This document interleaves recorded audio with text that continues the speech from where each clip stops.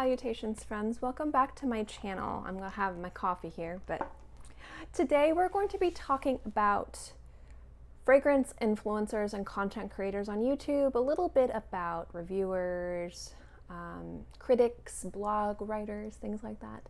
And I'm going to be primarily talking about why you shouldn't trust us. So if you'd like to know my thoughts on that, then keep watching. First things first, hi, my name is Kristin. I run this channel called Beauty Meow. It is a primarily fragrance-related channel. We have fragrance reviews, discussions, chit-chats, recommendations, and the like. So if you like that type of content, make sure to subscribe to my channel and hit that little tiny bell to be notified when I have new content. And if you like this type of content, please make sure to give this video a thumbs up because the YouTube algorithm has been a brat recently, and I really appreciate the support. Now, before I get into the discussion, this will be a chatty video, I'm going to say a few things first. First things first is I am a content creator. I am not an influencer. I've had my channel for around 5 years, and I am a consumer review channel. So I'm not an authority. I don't have any experience in regards to working within the industry for a few years.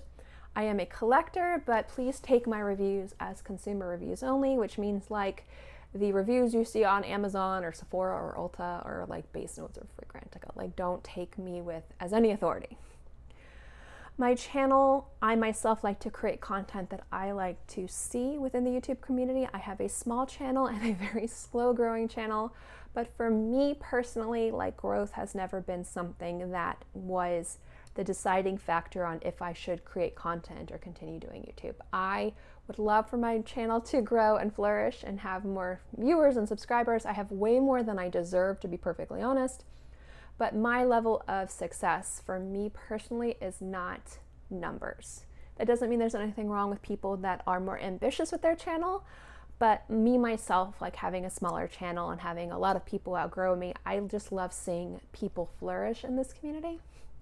But just kind of letting you guys know where I stand as a YouTube fragrance reviewer. I've been doing it for a long time, but that doesn't mean that I am an authority. I am just a girl sitting on my floor talking about perfumes.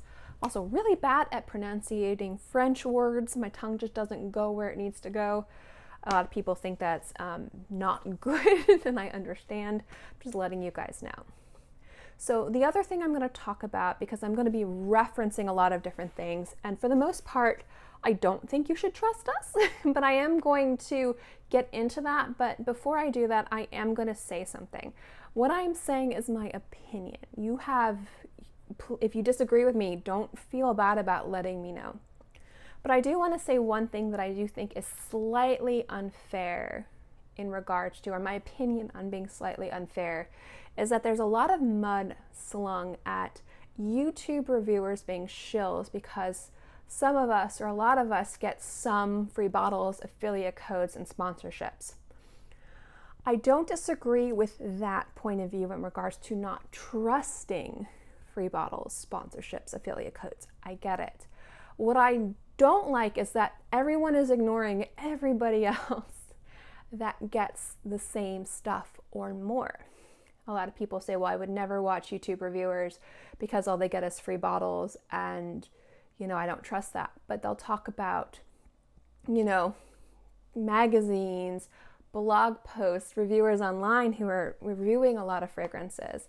And to think that we're the only people that are getting free bottles, I think is I think it's incorrect. I think that free bottles, free promotion, affiliate links, paid sponsorships is something that is everywhere, not just in the fragrance community, but like in tech and gaming and skincare and makeup and cars and watches. I mean, it is everywhere.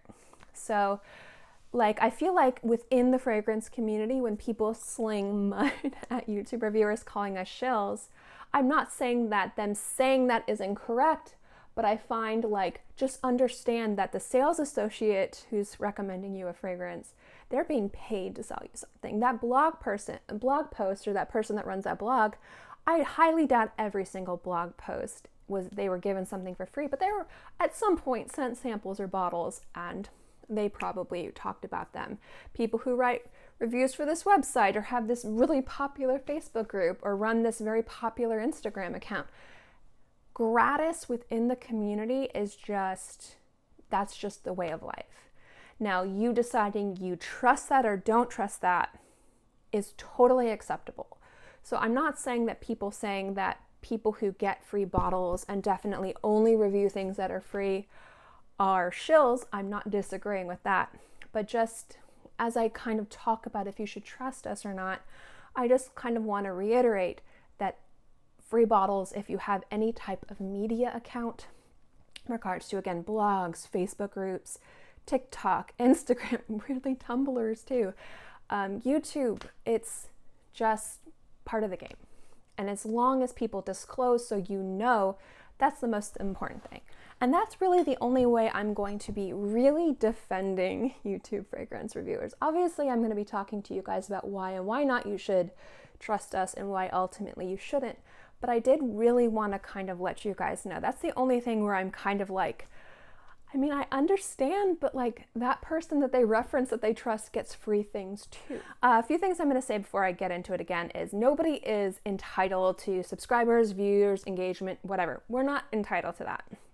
But I am going to say, should you trust YouTube reviewers? And the answer is absolutely not. But let me tell you why. First things is I am not telling you that we are not trustworthy.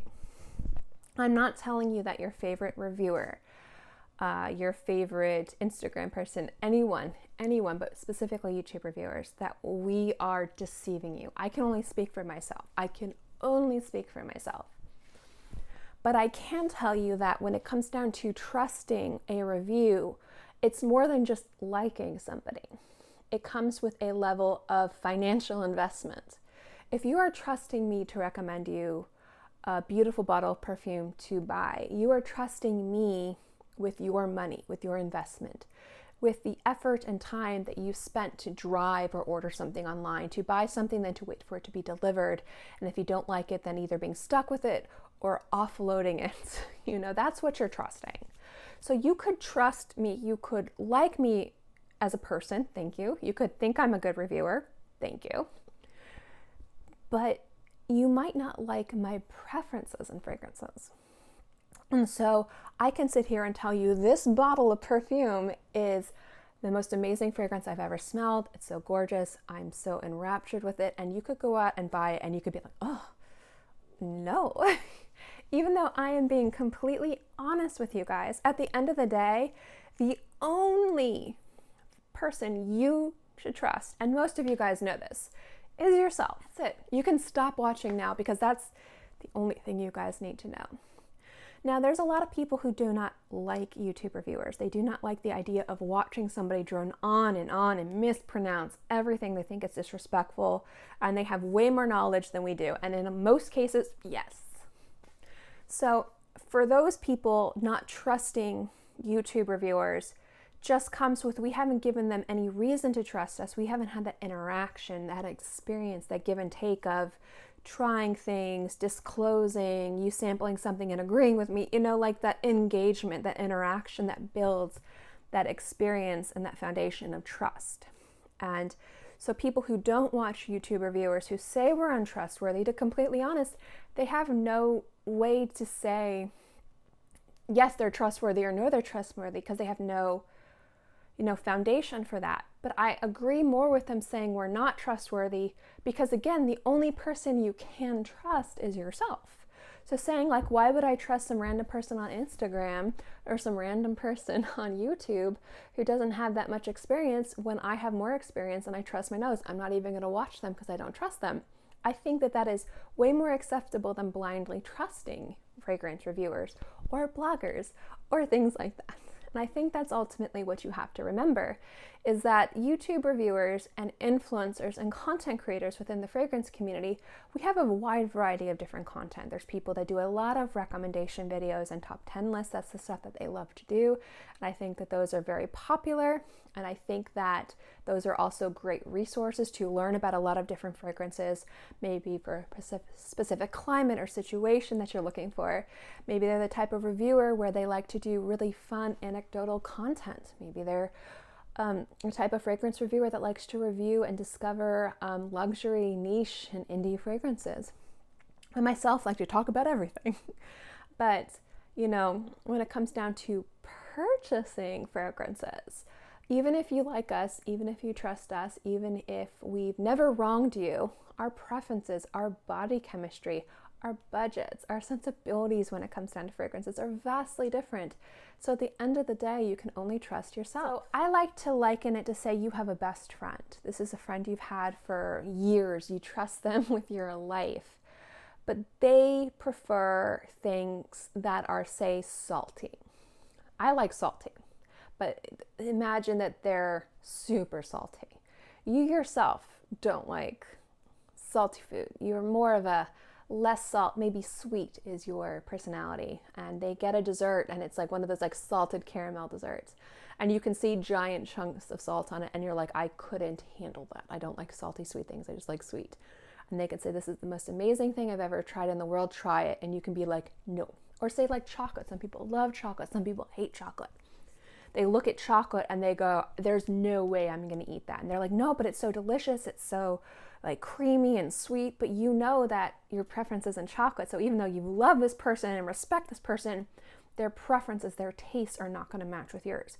That's the same thing with truckin' fragrance reviewers is you could trust us, you could love us, but our preferences could be vastly different. So I think if you're going to trust us, don't, just because budgets and everything is different. But if you do find a fragrance reviewer that you like, that you respect, that you trust their integrity, and you share a lot of preferences when it comes down to fragrances, I think then you can maybe go out of your way, not blind buy, but if you have the opportunity to maybe get a sample or decant or like kind of going out of your way to go to a fragrance counter to try something based off of that reviewer's recommendation, I think that's fine. I don't think you should spend any extra effort aside from maybe looking something up online for somebody that you don't trust. And again, you could like somebody, they could be the most beautiful woman in the world with the best experience and be so eloquent and amazing, but just because she likes iris doesn't mean that you like iris. I think ultimately when it comes down to trusting fragrance reviewers, I think that's what you're looking at. It's past free bottles. It's past this kind of shilling free bottle sponsorship affiliate, which, let me remind you, is everywhere. But fragrance reviewers, specifically YouTubers, we are way more of a form of entertainment. And what I mean by that is I think a lot of people prefer the written reviews. These bloggers who've been doing it for years, who are so eloquent, and their words are just magic, describing fragrances and experiences, and not only being knowledgeable, but being able to properly articulate a fragrance past this smells like neroli and cedarwood. And I think that people prefer, when it comes down to fragrance reviews, the written language. And a lot of these people have been doing it longer than YouTubers, so they have built more of a foundation when it comes down to trustworthiness and a library of reviews, so you can go back and see their tastes and see how they interact within the community and the people who read their stuff and businesses. Like, there's more of a foundation there. I think it's more of a romantic type of form of entertainment. I think we're more of like the infomercials, believe it or not.